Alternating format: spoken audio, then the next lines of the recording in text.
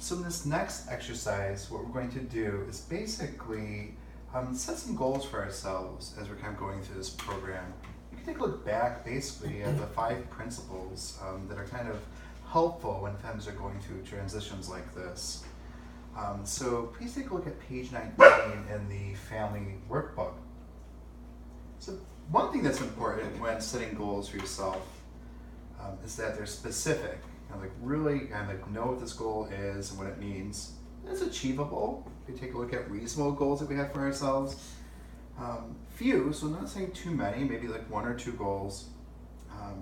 And realistic, and they describe your behavior.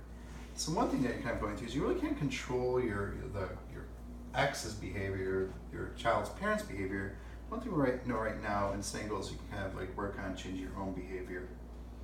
So taking a look at exercise 8, what you're going to do is think about for yourself some goals that you might set.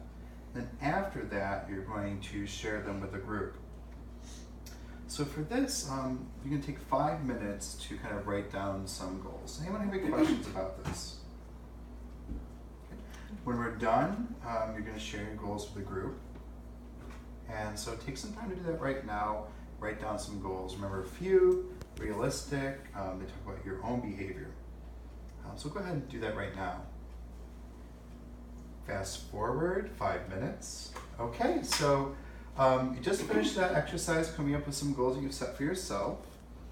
And so who would like to share what they came up with for a goal for, during this transition time in your life? What's one goal? Keith, thank you. I'd like to not talk negatively about my ex in front of my children, maybe a little more. Yeah, so you really want to find ways of kind of setting a good example for your child and to make sure that you stay positive about your child's parent. And so what are what would that really specifically look like? Say you're with your child's parent, what would that look like when you're kind of interacting? With the child's parent?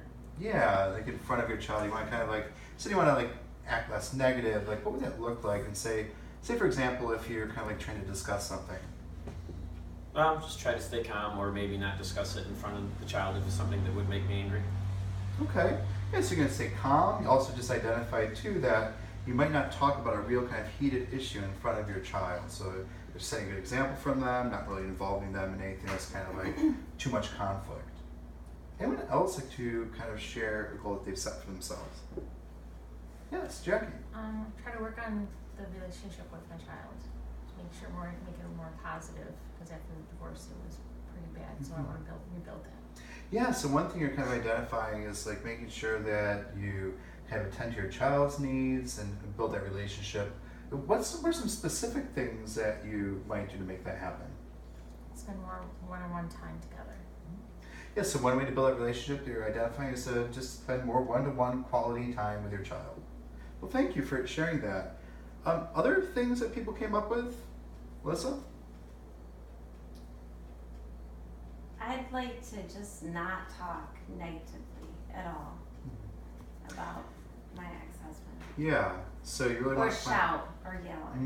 So you want to find ways of being kind of controlling your own frustration about the situation as you're going through this transition. So thinking about that, what would you see yourself doing to make that happen? What would be some specific things that you could say, okay, not shouting, what would that look like? What would you do as a parent to kind of help make that happen? Be mindful of quiet time around me, like yoga and stuff. So one thing you just kind of identified is kind of taking care of yourself as a parent during this transition. So divorce and separation can be very stressful. One thing you're identifying that might help you keep your cool in front of your child's parent is by taking care of your own needs as a parent. Sure. Okay, so you all just took some time to come up with some goals, and you also put in a little extra effort just now with kind of shaping those goals so they're more specific, achievable, and these are all kind of related to your own behavior.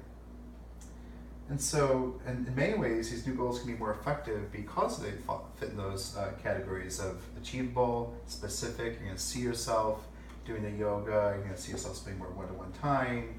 And so, by identifying them as specific, then they make them more achievable for us and more effective.